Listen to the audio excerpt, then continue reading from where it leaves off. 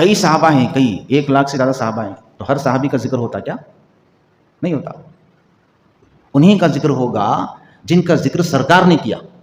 سرکار نے کیا خلفائے راشدین کا ذکر، سرکار نے کیا عشرہ مبشرہ کا ذکر، سرکار نے کیا غزوہ بدر والوں کا ذکر، وہی ذکر ہوگا.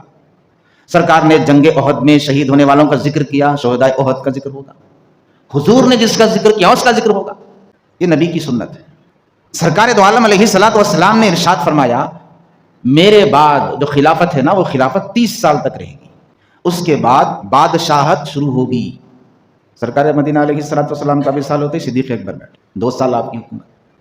آپ کا انتقال ہوتے فاروق اعظم بیٹھے، 10 سال آپ کی خلافت چلی، 12 سال ہو گئے. آپ کی شہادت کے بعد عثمان غنی خلافت پر بیٹھے، 12 سال خلافت چلی، 24 سال ہو گئے. آپ کے شہید ہونے کے بعد حضرت علی خلیفہ ہوئے، 6 سال تک آپ کی خلافت چلی.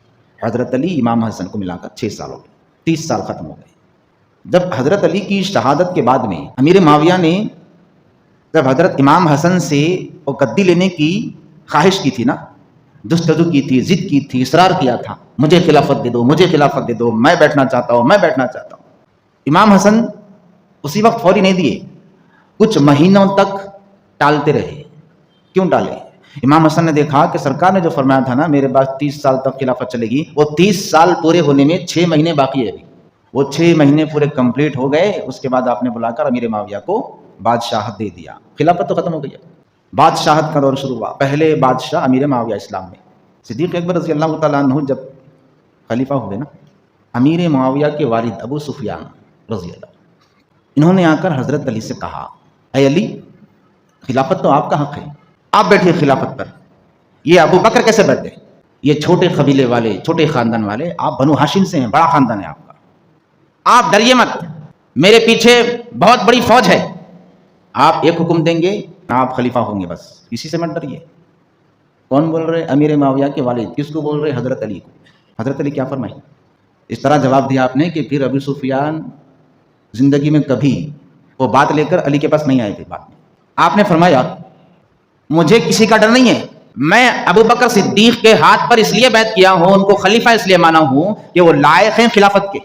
اور اگر حضور علیہ الصلوۃ والسلام مجھے ولی عہد بنا دیتے، یہ وصیت کر دیتے کہ میرے بعد تم خلیفہ ہونا، تو پھر صدیق کو ہرگز خلافت پر بیٹھنے نہیں دیتا. وصیت نہیں کی سرکار نے، لائق ہیں، حقدار ہیں خلافت کے، اس لیے میں بیعت کیا، میں خلیفہ مانا ہوں.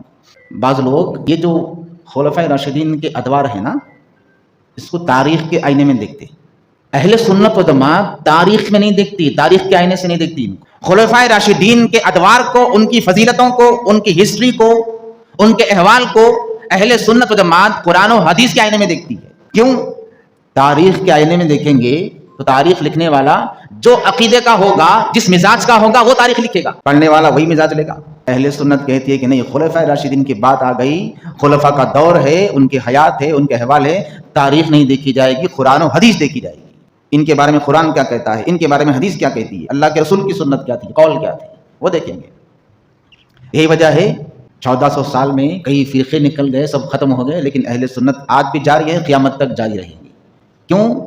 یہ تاریخی باتوں پر نہیں رکھتی ایمان، قرآن و سنت پر ایمان رکھتی. صدیق اکبر خلیفہ ہوئے، لوگ آ کے پوچھنے لگے حضرت علی سے کیوں خلیفہ مان لیا، کیوں خلیفہ مان لیا؟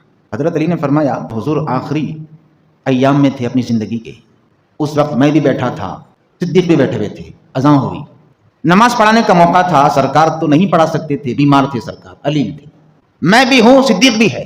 سرکار نے صدیق کی طرف دیکھ کر فرمایا اے ابو بکر تم نماز پڑھاؤ. ایک بار نہیں ہوا، کئی بار ایسا ہوا، ہم دونوں بیٹھے ہیں، اذان ہو رہی ہے، امامت کا وقت آیا، سرکار نے فرمایا اے ابو بکر نماز پڑھاؤ، اے ابو بکر نماز پڑھاؤ، اے ابو بکر نماز پڑھاؤ. حضرت سیدنا علی فرماتے ہیں اے لوگو، تم سوچ رہے ہو، تم جاننا چاہتے ہو کہ علی نے صدیق کو خلیفہ کیوں مان لیا؟ اس لیے مان لیا کہ جب نمازوں کا وقت ہوتا سرکار کے سامنے میں بھی موجود رہتا تھا، لیکن حضور صدیق کو امامت کا منصب دیتے. کیا اشارہ تھا؟ اشارہ یہ تھا اے علی، میرے بعد لوگ تمہیں ضرور کہیں گے خلیفہ ہونا، لیکن تم دیکھنا کہ میں تمہیں نہیں، صدیق کو خلافت دینا چاہتا ہوں، صدیق کو خلیفہ بنانا چاہتا ہوں.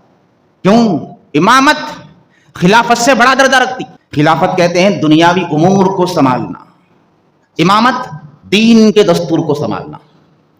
تو سرکار نے جب ہمارے دینی امور میں صدیق کو خلیفہ بنایا، امامت بخشی، امامت عطا کی، تو ہم نے بھی اپنے دنیاوی امور میں صدیق کو خلیفہ بنا لیا.